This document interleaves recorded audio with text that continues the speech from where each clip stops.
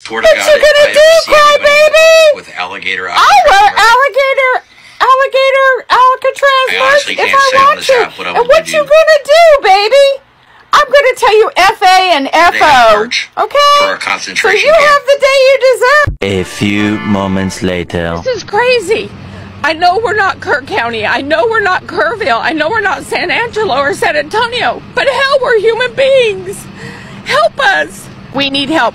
Get me the media. Get me some official. Get me water. Get me anything we need, please. We have nothing. For God's sakes, Travis County, help us. Don't treat us like we're nothing out here, because we're not. We're human beings. We pay taxes out here.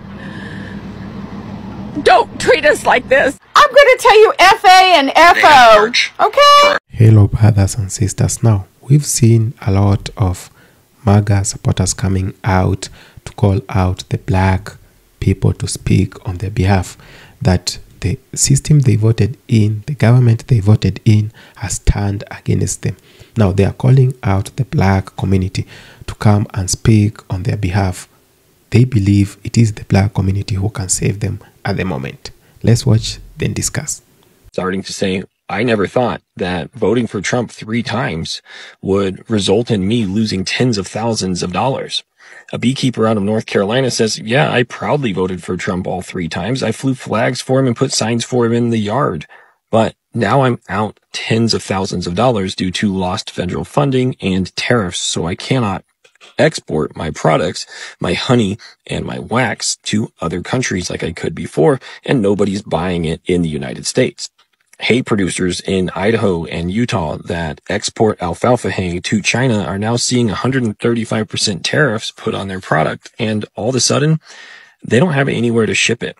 They held it all winter in hopes of sending it off to China in the spring, and now China's not willing to buy.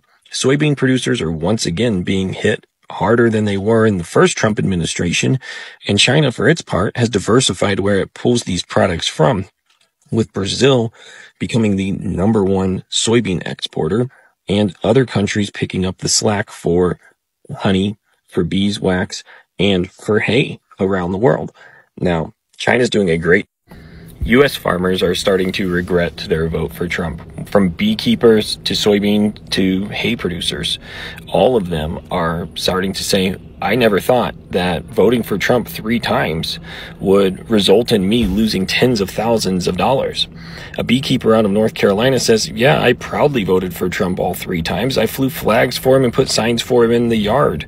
But now I'm out tens of thousands of dollars due to lost federal funding and tariffs, so I cannot export my products, my honey and my wax, to other countries like I could before, and nobody's buying it in the United States. Hay producers in Idaho and Utah that export alfalfa hay to China are now seeing 135% tariffs put on their product, and all of a sudden, they don't have anywhere to ship it. They held it all winter in hopes of sending it off to China in the spring, and now China's not willing to buy. Soybean producers are once again being hit harder than they were in the first Trump administration, and China, for its part, has diversified where it pulls these products from, with Brazil becoming the #1 soybean exporter and other countries picking up the slack for honey, for beeswax, and for hay around the world. Now, China's doing a great job diversifying, and the United States has relied on exports to China for so long that its farmers are going to just continue to suffer.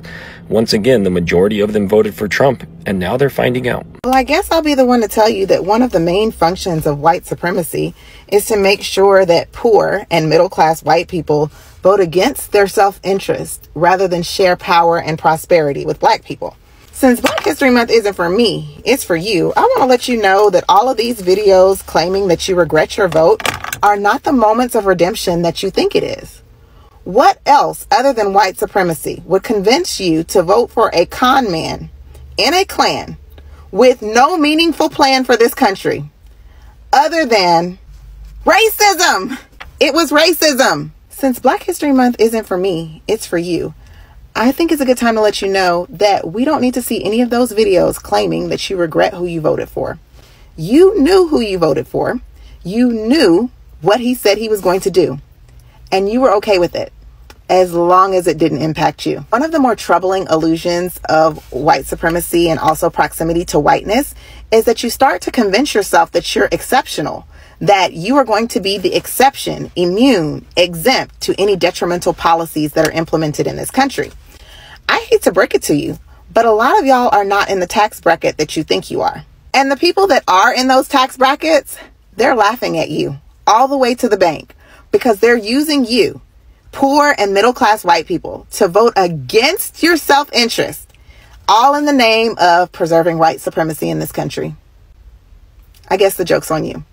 Here in Missouri, we were proud to vote for President Trump, but now we're definitely regretting it. Last year under Biden, we got approved for a $250,000 cost-sharing contract with the Department of Agriculture to improve our water systems on our 300-acre cattle farm. It's beneficial to both parties because we get a break on the cost of labor and construction putting these new pipes in, and the general population gets healthier cattle, healthier beef, etc. So basically, we front all the costs for the labor and construction, and then they reimburse us. But in January and now in this month, Trump's put all these executive orders to freeze all these contracts. So we've already fronted over $100,000 getting these new pipes in, and now we're not going to get reimbursed. If we call and ask, they say they don't know when the funds are going to be there or if they're going to be there at all. I couldn't believe that Trump would do this to us. We've always supported him.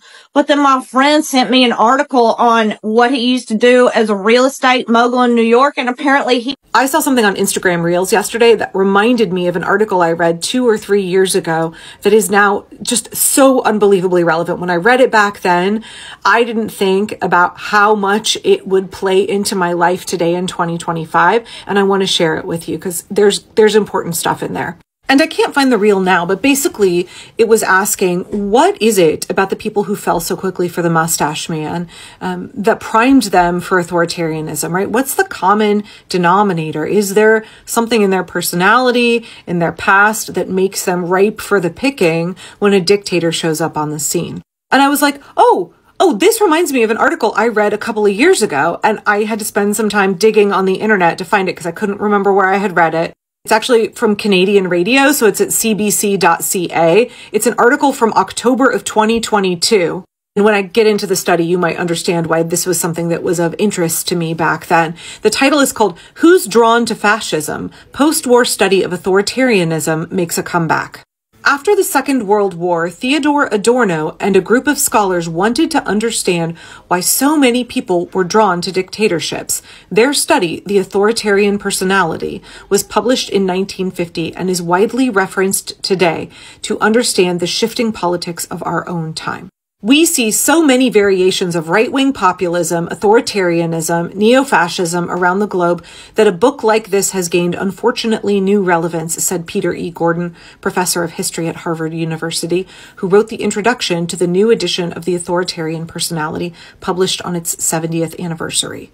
The lead author of that study was Theodor Adorno, a German philosopher and leading member of the Frankfurt School of Social Theory and Critical Philosophy. His 3 co-authors were psychologist Elsie Frankel-Brunswick, who fled anti-Jewish persecution in both Poland and Austria in the 1930s, University of California psychology professor R. Nevitt Sanford, and PhD student Daniel Levinson, researcher in the psychology of ethnocentrism. These 4 individuals brought to their study a very deep concern about the future of democracy in Europe and also in America, according to Gordon. Whether something like fascism could persist or re-emerge was something that concerned them deeply. Adorno and Frankel-Brunswick were both directly affected by Nazi Germany's anti-Semitism. Adorno's father, for example, was brutalized by the Gestapo. Both scholars were living in exile in Southern California in the 40s, part of a community of German emigres living in and around a tiny neighborhood of Pacific Palisades. One writer dubbed the neighborhood the Weimar of the Pacific. 4 scholars surveyed 2,000 people living in Southern California in 1945 and 46. He wanted to figure out how otherwise fairly normal individuals get drawn into radical right authoritarian movements, said Gordon, but he warned that the authoritarian personality is often misunderstood. It's not a study of what causes fascism.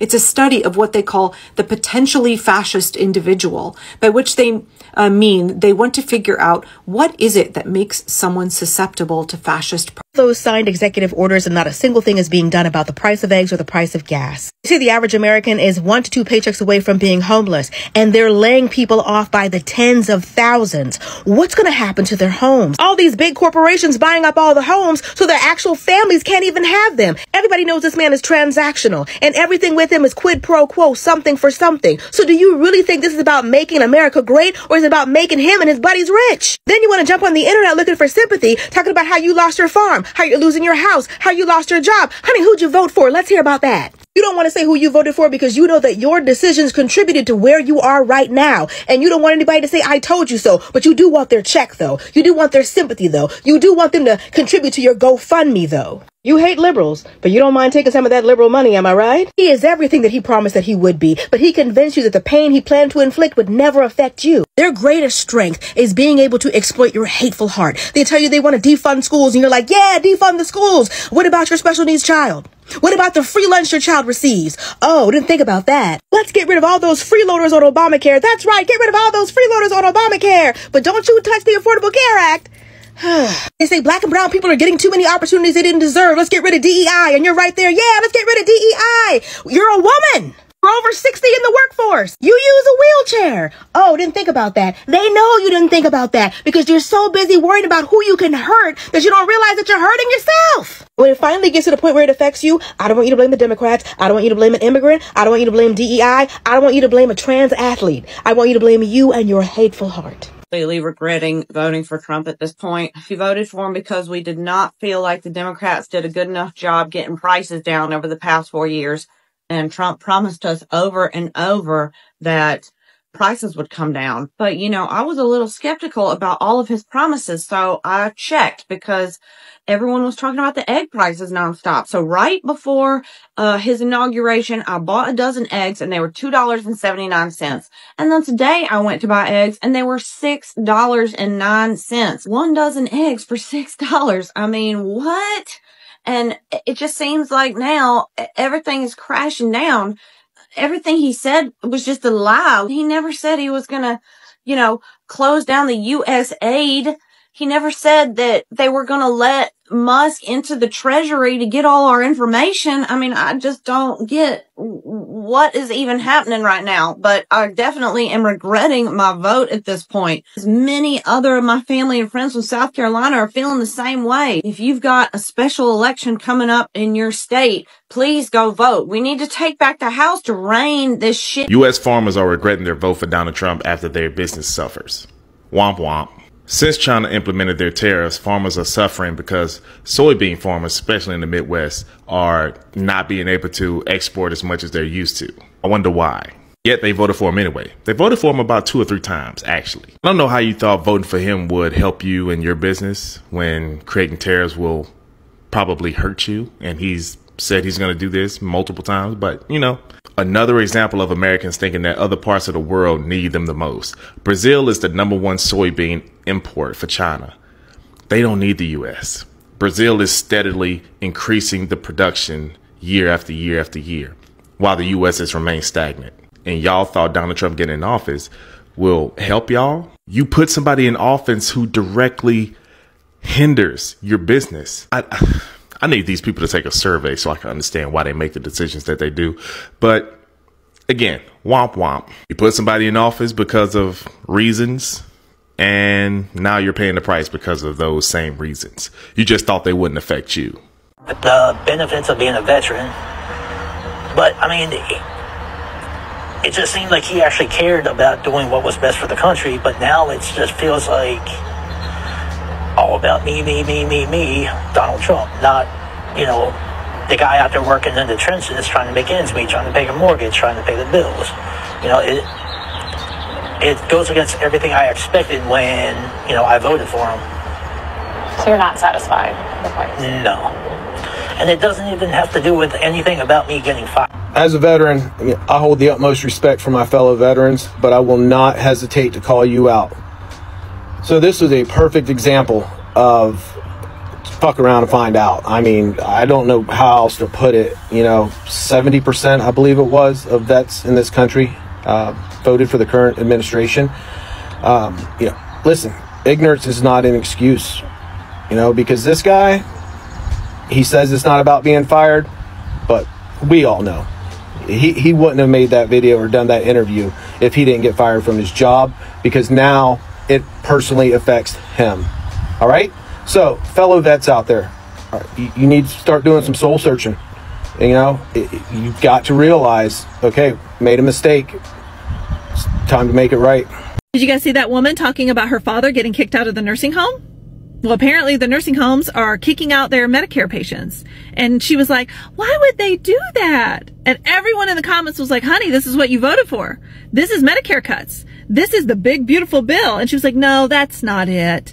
Yes, it is. I work in skilled nursing. 90% of the residents that are in there, they are Medicare patients. These buildings stay open because of Medicare. They will close down. They will not care for your aging parents and grandparents for free. They will send them home to you. You will have to quit your job and stay home and take care of them. That means you're going to have to be the caregiver for your father, your husband, your kids. You're going to have to quit your job. You're going to do all this on half the income for your household.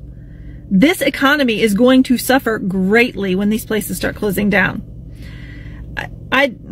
This is one of the reasons, this is the main reason why I did not want to rely on the U.S. for my income while I'm living abroad.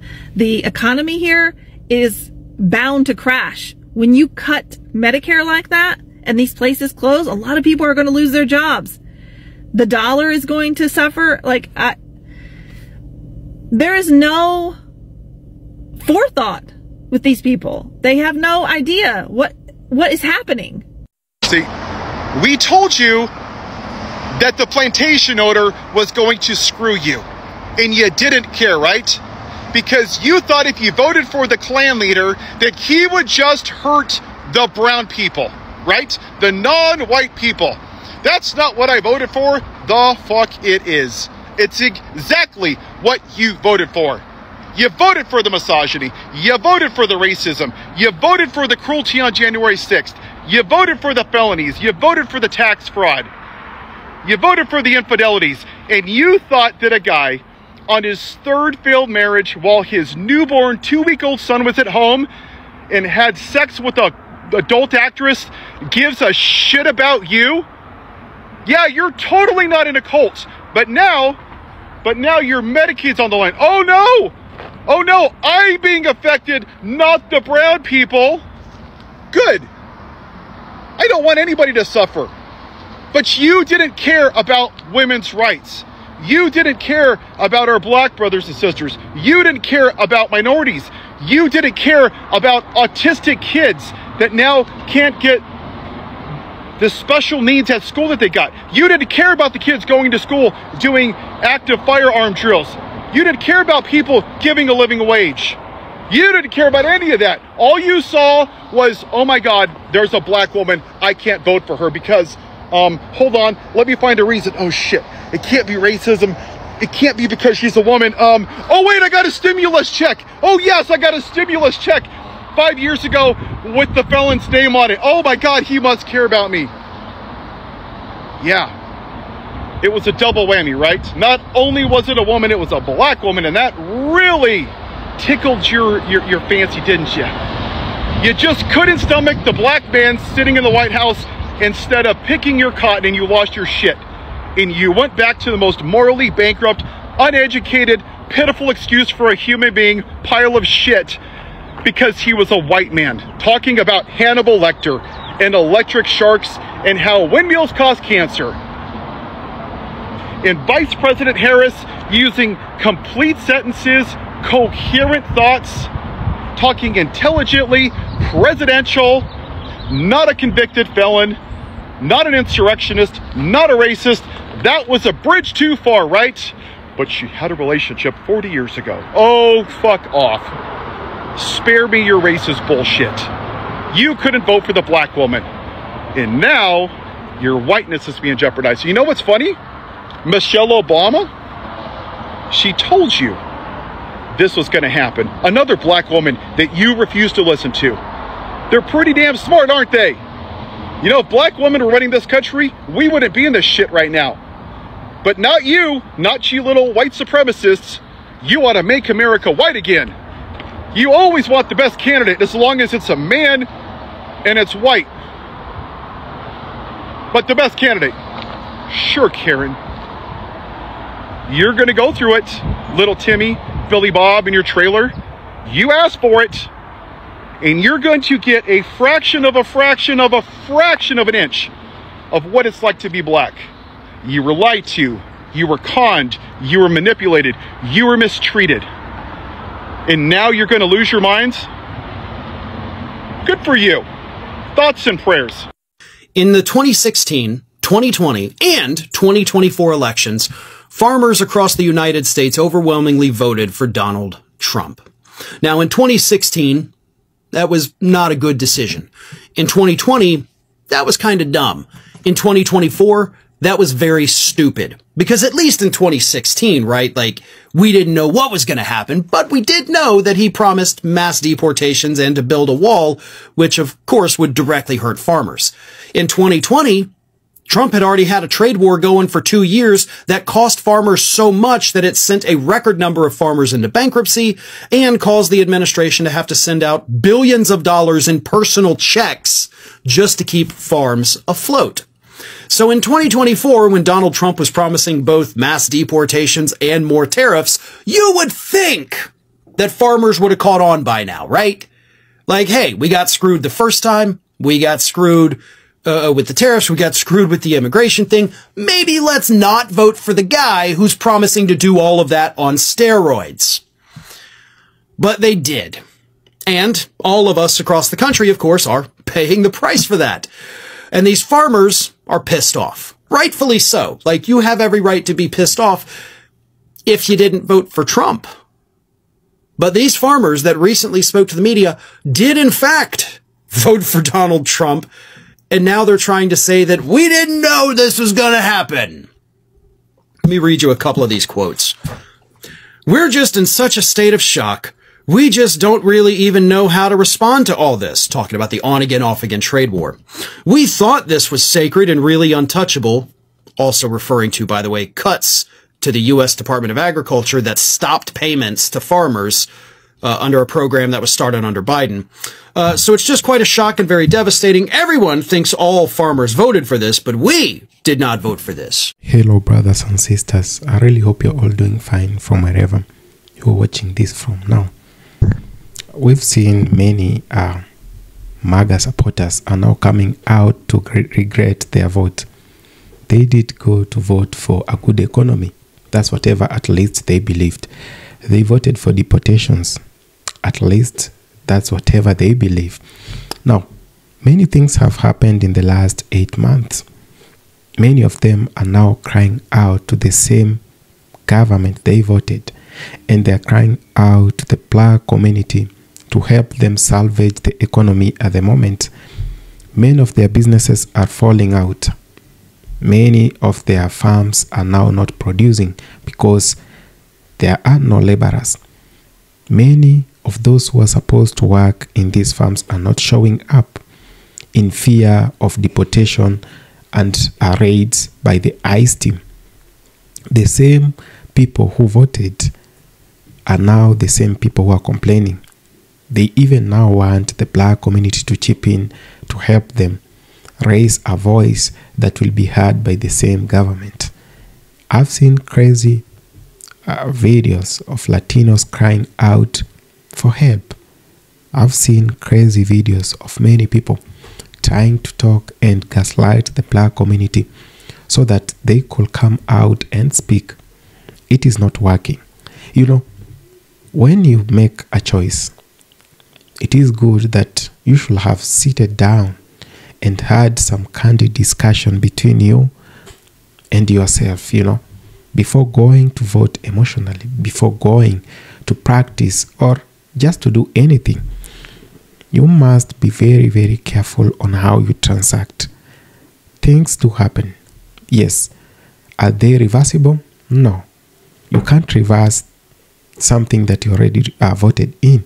You can't get whatever you voted against. Now, most of the people feel like this is not whatever they wanted. They wanted a better economy.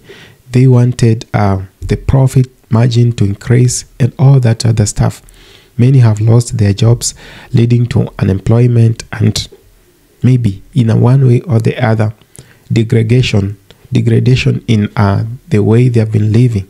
They have lowered the standards. They have dropped from the social class they belonged in before the election were conducted. Now, if we continue having the same people voting emotionally, if we continue having the same problem, then the political class is not the problem. We are the problem. If we keep on recycling them, if we keep on falling to their lie, who is the problem right now? The economy is falling. People are making big losses. Who is there to talk about it? Nobody. So there is a time when we need to realize that unity is way more bigger than identity politics. This is whatever has made most people regret whatever they voted for. Identity politics. You vote because you belong to a certain race. You vote because of your social class. You vote to punish someone else. You vote because you don't like some people. This is whatever is happening to most of those who are regretting at the moment, that they voted to punish someone, yes, and to drive their hatred on these same people by going to the ballot and voting against them. See whatever has happened. Everything has turned upside down. I don't say everything is bad, but at least they are not getting whatever they voted for. You know, someone might be okay because this is not whatever they voted for. And anything that happens, they're just okay with it. And that's the black community. The black community is very much okay. Most of them are not even complaining because they are used to this. I've seen most people complaining that the black community is silent, but they are used to this. They want, but there was nobody to listen to them. A time comes when we are all going to face the consequences of our own choices. Choices have consequences, and this is whatever we are not ready to listen to.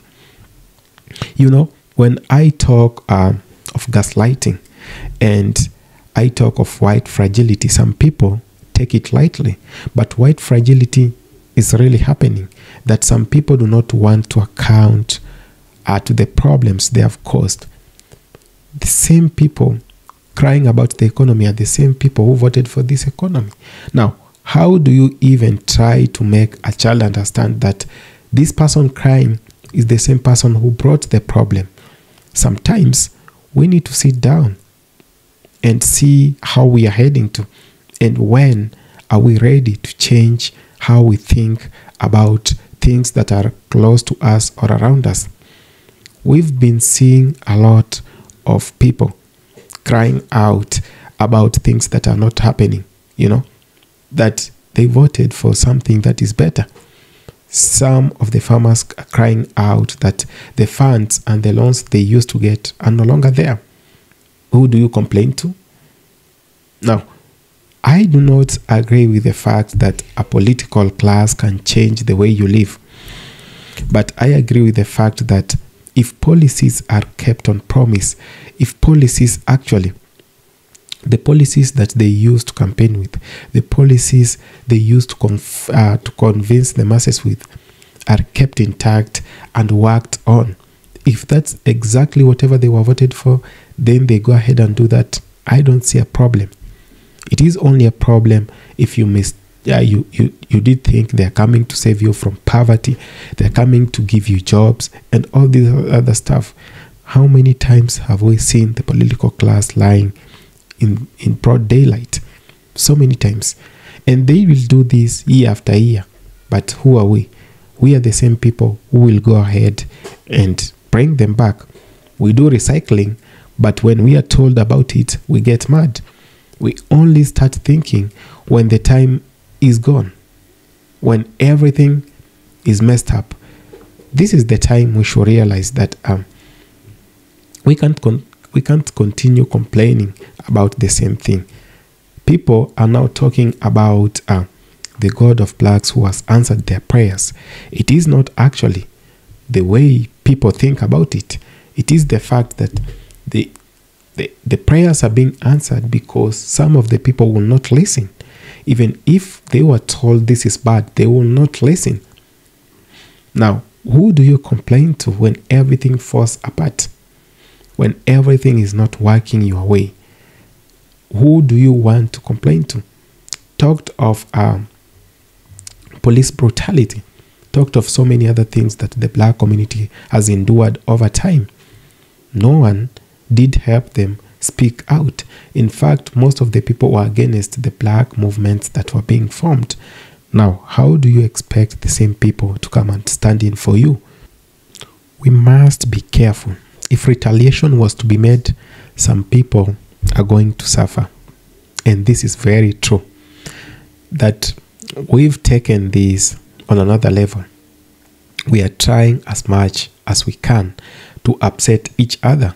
We are trying to retaliate. We are trying to destroy the economy. Now, look at the profits that people were making.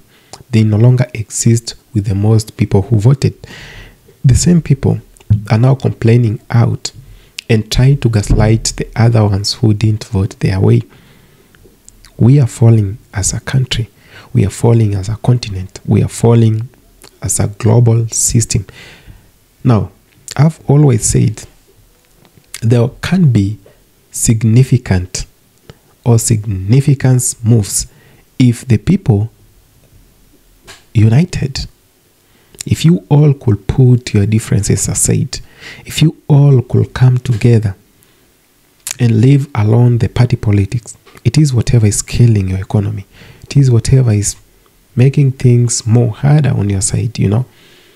If we could leave the party politics alone, and now let's focus on building ourselves and making ourselves better without politicians, without the political class, you realize that it is going to be so easy on ourselves and on our sides that we only speak with one language. We only give same gestures, you know, that we do not go to an election as black or white or as Indians, you know, with all these types of classism that is happening at the moment. Identity politics has played a very big role in your problems today, and this is whatever they expect you to be doing in the next years, that you only sit there, then in one way or the other you must hate your brother or your sister for you to vote for the other team, or for you to oppose these ideas, for you to accept these ideas. Who even does accept the ideologies of deporting people? First, you must sit down and you do a good analysis of the same, because I feel like most people just hear about policies, then the policies are being explained by the politician, and they buy it, they go to vote. That's not the way you should do. Analyze everything extensively. Let you not be lied to that someone is coming to save you out of your menace, out of your problems. No one is really coming to do that. It is high time we should realize that things that are happening, sometimes they do happen with a reason. Maybe this was to happen to open your eyes. I have seen most of you, or most of those who are complaining, are calling out for unity. Yes, I do invite that. It is time for people to unite. It is time to put aside the differences that we have, come together as the people, exercise our democracy to the best of our knowledge. Let not any politician tell you what to do. You are very well informed and you know exactly what to vote for and what to do. The people shall and will always be the real power. The real power is with those who put those in power in the positions they have today. And who does that? It is you, me, and the one watching this video. So we all have a responsibility. We all must come together. We all must realize that we have brought ourselves the problems we have today, and it is time we overturn everything. Come forward, bring the masses together, and let's focus on one thing: unity. That's the only thing that can beat identity politics, racism, police brutality, mass deportation of people who are even having green cards, and all these other things. Thank you for watching. See you in our next episode. Remember to please like, comment.